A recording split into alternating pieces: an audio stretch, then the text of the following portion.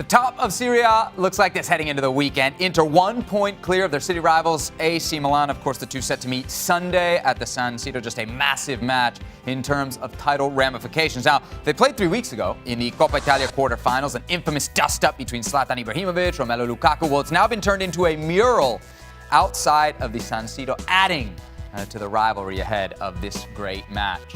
For more, we welcome in Adriano Del Monte. Usually he'd be in Milan, now in Australia due to travel restrictions. No doubt, probably even still from Australia. Adriano, you can sense the buzz over this match, which must be what, the biggest derby della Madonnina in over a decade?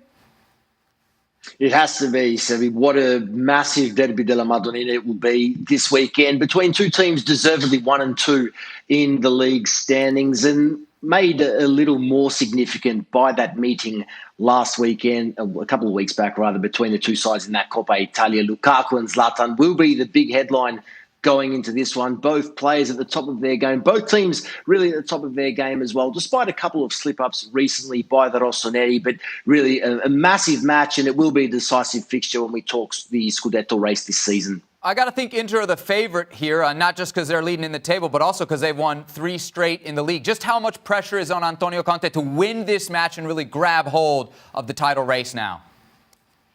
Well, no doubt the Scudetto is Inter's to lose at this point. It must be noted that Inter Milan remain the only team in the top 7 at the moment without European football. And, well, in the year that it has been difficult for all we know, 16 matches between them and the Scudetto, while the likes of Milan, Juventus and the chasing pack are still competing in the Champions League and Europa League, certainly into overwhelming favourites. And you would imagine that 3 points this weekend well and truly puts them in the box seat. But Antonio Conte needs to get this win, add that little buffer to them over their crosstown rivals, and then really set themselves up for a massive final 15 games of the season.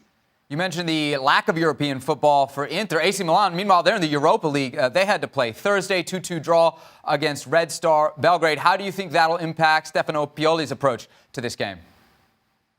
Well, we'll see what impact it has on a personnel front. Unfortunately, they did lose Benacer, the key midfielder in that match, who only recently returns from injury. So certainly a big blow to Pioli. However, he was fortunate enough to rest a couple of his key figures, most notably Zlatan, who didn't feature in that one. Çalhanoğlu only played a couple of minutes off the bench late on. So look, I think Milan will be fresh enough, but quite clearly a trip to Belgrade in the Europa League a few days out before the biggest match of their season, not the ideal preparation, particularly in contrast to Inter Milan, who, of course, have had a full week to prepare.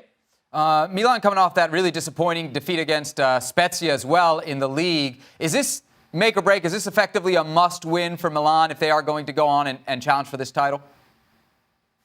I think it is very important. There's no doubt about that. Still 16 fixtures do remain, so we still have a half of the season to play. But if you look at Inter's fixture list after this match, if they can win and go 4 points clear, the next 10 matches that follow, they'll only take on 2 in the top 7. Very winnable for an Inter side. Again, the key point, without the distraction of European football. Should Milan go through in the Europa League round of 32, they'll obviously play an extra 2 matches in the month of March as well. So yes, I do think this is an absolute must-win for the Rossoneri to, well, obviously maintain the pace and reclaim the lead from Inter Milan. So certainly more decisive, I feel, for Milan than Inter at this point. Adriano, of course, is so exciting because we might actually have a different champion in Serie A than Juventus. I wonder what's been the reaction in the Italian press to Juventus' horrible week. First losing to Napoli in the league and then the loss to Porto in the Champions League, other than crying about the Cristiano Ronaldo no pen.